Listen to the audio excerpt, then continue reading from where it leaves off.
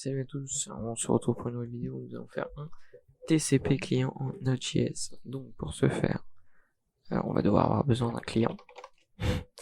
Jusqu'à là, c'est normal. Hop. Donc un client.js et un serveur.js. Donc on aura besoin pour ce tuto d'un client et d'un serveur TCP. Donc on va voir juste deux Visual Studio Code. Du coup il veut pas.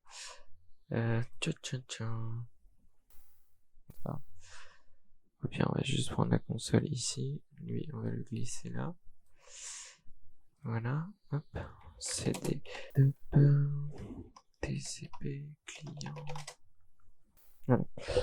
Donc, comme ça on a les deux de chaque côté, c'est parfait. Petit schéma pour comprendre comment va fonctionner le code.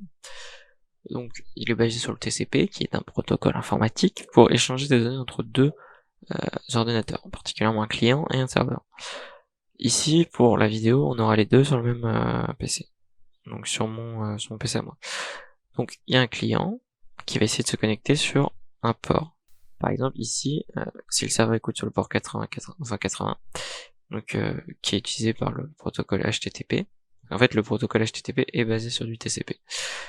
Sauf qu'il a été optimisé pour le web avec plein de données qui servent pour une page web. Donc, il se connecte. Une fois qu'il s'est connecté, le serveur va créer un socket pour ce client-là. Donc à chaque client qui va se connecter va créer un socket à l'intérieur de lui, qui va en fait lui permettre d'échanger des données avec ce client en particulier, pas avec tous les autres. En gros, ici, c'est un peu une conversation avec le client, si vous voulez. Et du coup, il peut avoir plein de conversations comme vous sur votre téléphone, vous pouvez avoir plein de conversations. Pour revenir sur ça, là, le port, en gros, là, moi, je suis sur la même connexion, du coup, il n'y a pas de souci. Mon port, il est complètement ouvert, parce que c'est deux PC du même réseau. Il est sur ma box. Et du coup, le port est ouvert. Par contre, si, par exemple, vous mettez le client sur une autre box et le serveur sur une box A, par exemple, et bien ça va pas marcher. Parce que le port est fermé. Il peut pas recevoir. Il faut faire attention pour ça. Ce que je vais commencer par faire, c'est require net, qui est un module dans le cœur de Node.js. Pas besoin de le créer. Ensuite, on va créer un client dans mon client. C'est new net.socket. Voilà. De ce côté-là, on va faire pareil. Const. Et du coup, ici, ça sera un serveur, pas un client. Et du coup, on fera create server. Okay. Donc, maintenant, sur lui, on va faire un client. Alors, client, c'est mieux. .connect. Ça prend des options comme le port. Là, on va se mettre sur le port 80-80. Et du coup, le serveur, on va le faire listen pour 80-80. Du coup, le serveur .on connection, ça retourne un socket qui sera la connexion. Là, on pourra faire des choses dessus. Du coup, cet événement-là de socket, enfin de connexion, il est émis quand lui va se connecter. Donc là, normalement, déjà, ça va marcher. Alors, déjà, on sera connecté. Node server.js. Donc là, il est en train d'écouter. Node client.js. Du coup, il se passe rien parce que j'ai pas log. Par exemple, je veux mettre connecté. Ok. On va juste recommencer. Hop, voilà, connecté. Là, on voit bien que lui, s'est connecté. Si je veux log le socket, .remote adresse, donc ça c'est l'adresse IP du socket. Donc en gros, l'adresse IP de mon client qui est là, donc non, ça sera, voilà, localhost. Enfin, ça c'est l'adresse IP de localhost. Si vous êtes connecté à un ordinateur, enfin un client qui est pas sur la même, enfin qui est pas le même PC que vous aurez une IP, une vraie IP. Maintenant, ce qu'on va essayer de faire, c'est, par exemple, envoyer des données. Par exemple, je veux envoyer salut, et du coup, lui, il faut qu'il reçoive.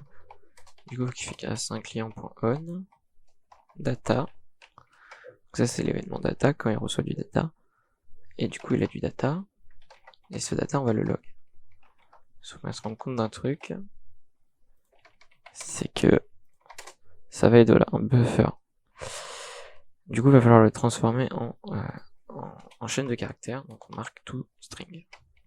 Donc lui on le déconnecte, hop, lui il a planté. Voilà, et lui il reçoit bien salut, parce qu'on l'a envoyé ici. Et du coup, par exemple, là je peux faire un client.write. Du coup, sur ce write, je vais écrire.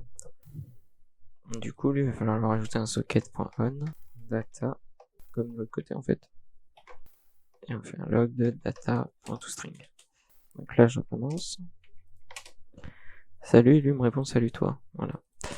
Là vous avez. Alors ce qu'on peut faire aussi, c'est par exemple lui il crache. Là lui il va cracher aussi. On va faire un client.onError. On va faire une fonction connexion qui va en fait connecter client.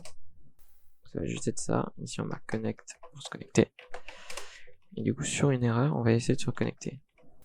Je fais juste ça. Pour l'avoir, voilà, juste pour avoir le message. Enfin non, c'est pas grave. On va essayer comme ça. Et là on va faire connect. Donc là normalement à partir de là, si je fais ça, que je déconnecte, lui il me marque l'erreur. Et il essaie toujours de se reconnecter. Voilà.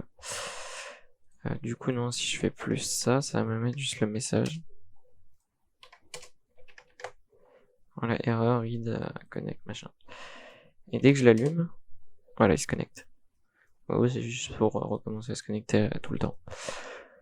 Alors, vous pourrez mettre un set timeout à chaque fois pour éviter que ça spam. Mais du coup, voilà. Là, vous avez créé votre TCP client. Donc vous pouvez communiquer entre les deux ordinateurs. Là, c'est le même, mais ça marche sur un autre ordinateur si ces ports sont ouverts. Enfin, si le port du serveur 8080 est ouvert, ils peuvent communiquer.